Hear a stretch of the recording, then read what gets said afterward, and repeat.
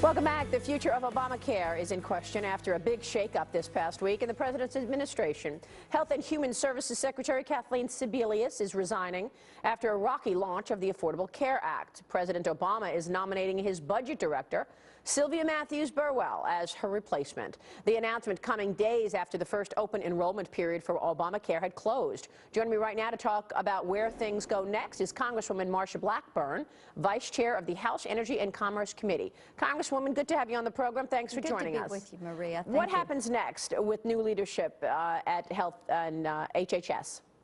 What we're going to try to do is figure out what is inside of these numbers. The 7.5 million people, how many signed up, paid, completed the process, who got subsidies, how many are on Medicaid, how many are the young and healthy.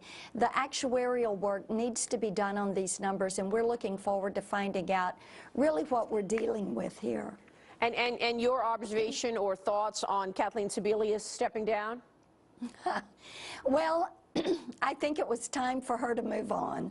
And, pardon me, I think we're all pleased that she has moved on. The rollout was a debacle, to use her words. I think everybody realized that, and she was not serving the American people well. Unfortunately, at this moment in time, we just saw the jobs numbers come out about a week ago, 192,000 new jobs created for the last month. You would think that we were seeing stronger numbers at this point in the cycle. Was it just a mistake to focus on health care as opposed to focus on jobs? I mean, what went wrong here?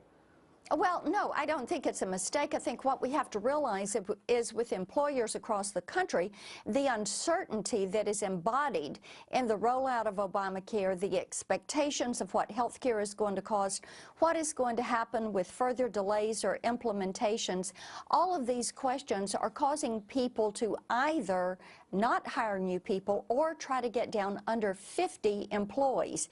And that kind of uncertainty does not serve people well. Are you looking and seeing actual evidence of companies basically cutting down employee hours, saying, look, we cannot afford to offer full health benefits, so we're not going to have workers work 40 or more hours? Oh, absolutely. I've talked to so many people who have had their hours reduced and are now working 2 jobs because they were moved to under 30 hours. And of course, moving that work week back to 40 hours is something that we in the House have sought to do. And we think it's important to do, and there is wide bipartisan support for changing that and going back to a 40-hour work week. That has been debilitating to so many families. I had a lady in the grocery store with her children. She was telling me her story of being cut back. Her husband was self-employed. They got their benefits through her job. So what does she have to do?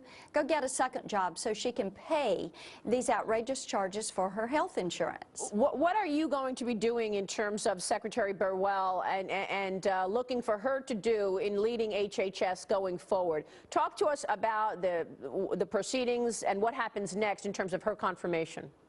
We're looking forward, after she goes through that confirmation process, we're looking forward to having her come and visit with us at Energy and Commerce Committee and go through the breakdown on these numbers so that we can find out exactly what and who is enrolled in Obamacare, what is happening with the process of the enrollment and what they think is actuarially going to happen with the program. We will not bail this program out.